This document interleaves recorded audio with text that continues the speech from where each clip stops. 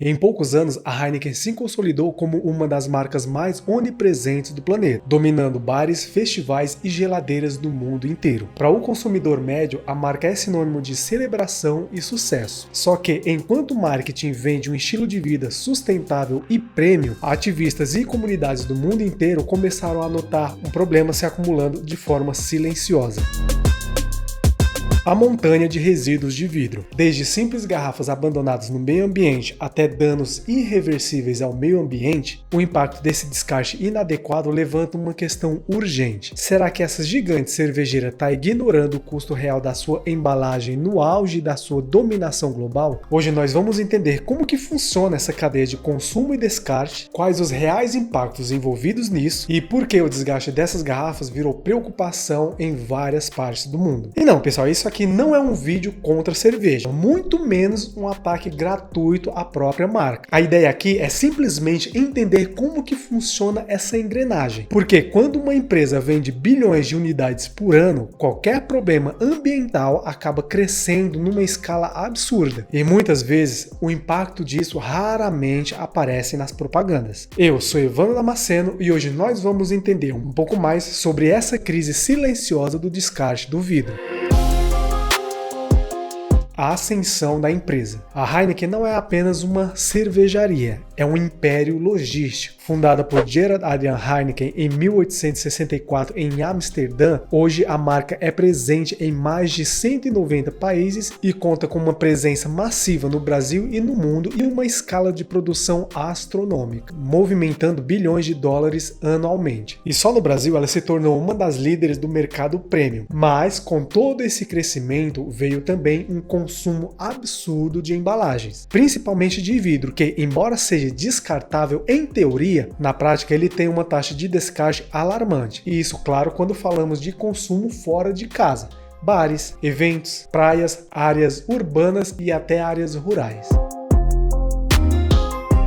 A imagem sustentável. E é importante dizer aqui, pessoal, que a Heineken realmente investe pesado em sustentabilidade, destacando suas metas net zero, que seria basicamente atingir um nível zero de emissões líquidas de gases de efeito estufa em toda a cadeia até 2040. E a marca também fala publicamente sobre diminuição de carbono, redução de carbono, reciclagem, economia circular, embalagens retornáveis e energia renovável. Inclusive, a própria companhia afirma que pretende aumentar fortemente o uso de vidro reciclado e embalagens retornáveis até 2030. E em alguns países, a marca já chegou até a testar embalagens 100% feitas com vidro reciclado. Tá, mas e sobre a garrafa de vidro? Afinal, é ela que traz ali a marca, a estampa da empresa. Até que ponto isso realmente está funcionando? O que realmente acontece com aquelas embalagens que não voltam para essa cadeia? Porque a realidade é que o vidro é um material inerte e leva milhares de anos para se decompor. E no Brasil, por mais que a taxa de reciclagem de embalagem de vidro gire em torno de 24 a 38%, isso no melhor dos cenários e também dependendo da fonte que passa essa informação e também do relatório apresentado. E aqui a gente tem que ter clareza sobre um ponto muito importante. A produção anual somente de garrafas de vidro gira ali em torno de 1 milhão de toneladas, sendo que na própria pasta vítrea é adicionado somente 40% de cacos, 40% daqueles 24 ou 38% que eu acabei de falar. E o restante desse material, dessas garrafas, onde que vai parar? Para onde vai? Essa talvez seja a parte que poucas pessoas comentam, porque a sustentabilidade no papel é uma coisa, já a sustentabilidade funcionando ali na vida real é outra totalmente diferente. O descarte. O vidro é reciclável? Sim, 100% do vidro é reciclável. Uma garrafa de vidro, quando reciclada, pode se tornar outra garrafa de vidro totalmente, completamente idêntica, sem perca de material. Mas isso não significa que ele está sendo reciclado. E esse é justamente um dos maiores problemas da indústria de bebidas. Segundo dados publicados pela revista Exame, apenas 24% das embalagens de vidro são recicladas no Brasil. Ou seja, não chega nem naqueles 38%. A eficiência da Heineken na distribuição é imbatível, mas a responsabilidade pós-consumo ainda enfrenta um gargalo. Muitas vezes a empresa depende de sistemas de reciclagem municipais que não dão conta de toda essa demanda. E o pulo do gato que o marketing não mostra é o custo invisível. Enquanto a empresa lucra com a venda em massa, o custo da limpeza, o impacto ambiental e o tratamento de danos à biodiversidade acabam sendo socializados. Ou seja, sobra para o meio ambiente,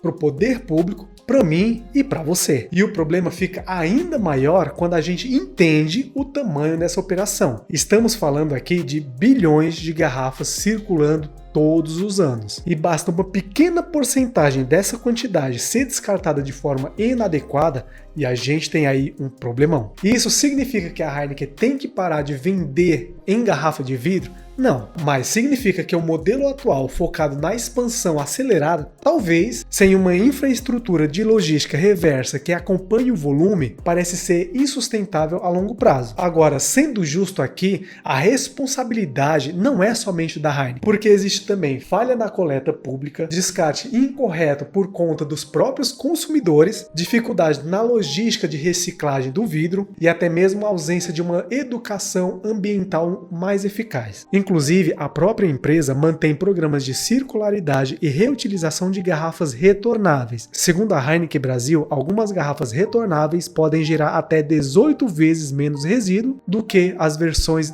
descartáveis. Versões descartáveis.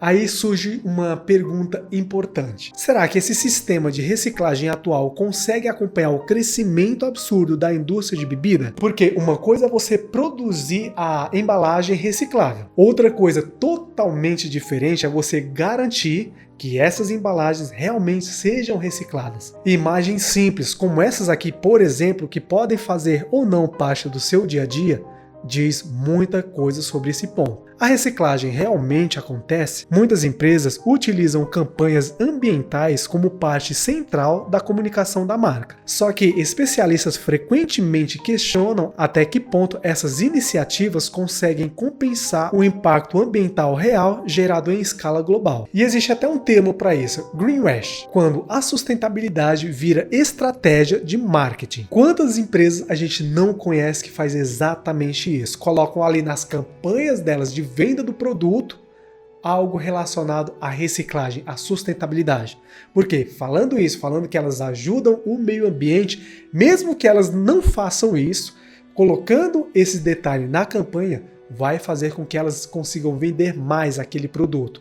E se elas conseguem associar uma coisa a outra, pimba, tem aí a fórmula do sucesso. E talvez o ponto mais assustador nisso tudo seja exatamente esse. Quanto maior a empresa cresce, maior fica o impacto ambiental de qualquer falha nesse sistema. Porque quando uma empresa pequena descarta ali de forma errada, o problema geralmente tende a ser ali mais local. Agora, quando falamos de uma multinacional que movimenta ali bilhões de garrafas por ano, qualquer porcentagem perdida vira sim um desastre ambiental gigantesco. E a questão aqui, pessoal, é que a Heineken não é a única responsável por isso. O problema é muito maior. Envolve nós, consumidores, governos, coleta seletiva, campanhas de reciclagem, logística, educação ambiental e o próprio modelo de consumo moderno. Afinal, parece que essa conta não está fechando.